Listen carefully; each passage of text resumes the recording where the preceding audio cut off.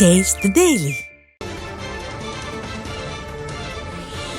அண்மை செய்தியாக பார்க்கிறோம். கடலூரில் ரேஷன் கடைகளுக்கு 90 டன் தரமில்லா துவரம்பருப்பு வந்ததாக கூறப்படுகிறது.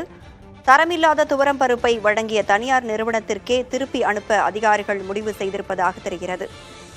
கூடுதல் விவரங்களோடு ஸ்ரீதர் நம்மோடு இணைந்திருக்கிறார். ஸ்ரீதர், தனியார் நிறுவனத்திடமிருந்து தரமில்லாத பருப்பு வகைகள் வரதற்கு என்ன காரணம்? அந்த தனியார் நிறுவனம் ஏதேனும் விளக்கம் கொடுத்திருக்கா? மேலும் உணவுத்துறை அதிகாரிகள் இது குறித்து என்ன சொல்றாங்க? தமிழகம் முழுவதும் 2,23,00,000 ரேஷன் அட்டைகள் உள்ளது. இதுக்கு பொருட்கள் வழங்குவதற்காக தனியார் நிறுவனம் மூலமாக, குறிப்பாக பாமாயில், தோரம்பருப்பு, இதெல்லாம் 4 நிறுவனங்கள் சப்ளை செய்கிறார்கள். ரேஷன் கடையில் மண்ணெண்ணெய், சர்க்கரை, தோரம்பருப்பு, பாமாயில், அரிசி என வழங்கப்பட்டாலும் இந்த ரேஷன் பொருட்கள் வழங்கப்படும் பாமாயில் மற்றும் தோரம்பருப்பு மற்ற பொருட்கள் தனியார் நிறுவனங்கள் ஒப்பந்தத்தின் அடிப்படையில் அரசுக்கு வழங்கி வருகிறது.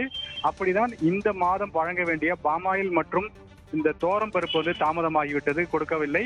இதற்கு சொல்லப்படும் காரணம், தற்போது தமிழக தேர்தல் ஆணையத்தில் கோட் ஆஃப் கான்டக்ட் இருக்கும் காரணத்தினால் இந்த பணி தாமதமானதாக சொல்லப்படுது. இந்த ஒப்பந்த அடிப்படையில் தற்போது 4 நிறுவனங்கள் வழங்க வந்த வேளையில் தமிழக அரசு தேர்தல் ஆணையத்தில் அனுமதி பெறப்பட்டு டெண்டர் விடப்பட்டு பாமாயில் மற்றும் தோரம்பருப்பு வழங்குவதற்கான ஏற்பாடு செய்தது. ஆனால் அதில் வழங்கப்பட்ட இந்த தோரம்பருப்பு கடலூர் மாவட்டத்தை பொறுத்த வரைக்கும் 1416 ரேஷன் கடைகள் உள்ளது. இந்த 1416 ரேஷன் கடைகளுக்கும் 620 டன் தோரம்பருப்பு வேண்டும். ஆனால் தற்போது வழங்கப்பட்ட 90 டன் ரேஷன் பொருட்கள், அதாவது தோரம்பருப்பு தரமற்றதாக இருப்பதாக கண்டறியப்பட்டு அதை பொதுமக்களுக்கு விநியோகம் செய்யாமல் திருப்பு அனுப்பு, சம்பந்தப்பட்ட நிறுவனத்துக்கே திருப்பு அனுப்புவதற்கான ஏற்பாடுகளை தமிழக அரசு அதிகாரிகள் செய்து வருகிறார்கள். காரணம், அந்த பொருளை அப்படியே ரேஷன் கடையில் கொடுத்தால் தமிழக அரசுக்கு அவப்பெயர் ஏற்படும், பொதுமக்களும் பாதிக்கப்படுவார்கள். இதையெல்லாம் தடுக்க வேண்டும் என்ற காரணத்தினால் வந்த பொருளை, 90 டன் பொருளை அப்படியே திரும்ப சம்பந்தப்பட்ட நிறுவனத்துக்கு அனுப்பப்படுகிறது.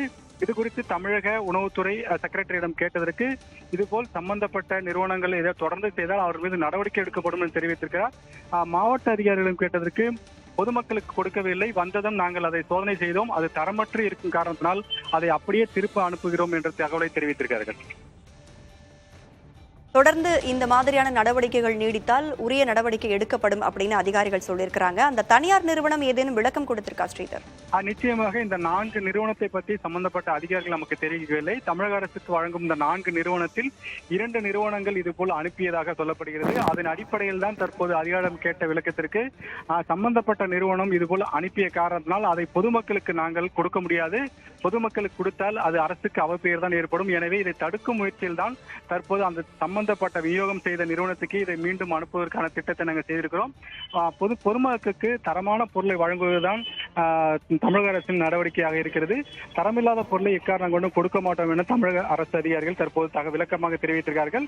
சம்பந்தப்பட்ட நிறுவனம் மீண்டும் இதே போல் செய்தால் அந்த நிறுவனத்தின் மீது நடவடிக்கை எடுப்போம் என்று தமிழக அரசு அதிகாரிகள் தெரிவித்திருக்கிறார்கள். விவரங்களை வழங்கியமைக்கு நன்றி ஸ்ரீ.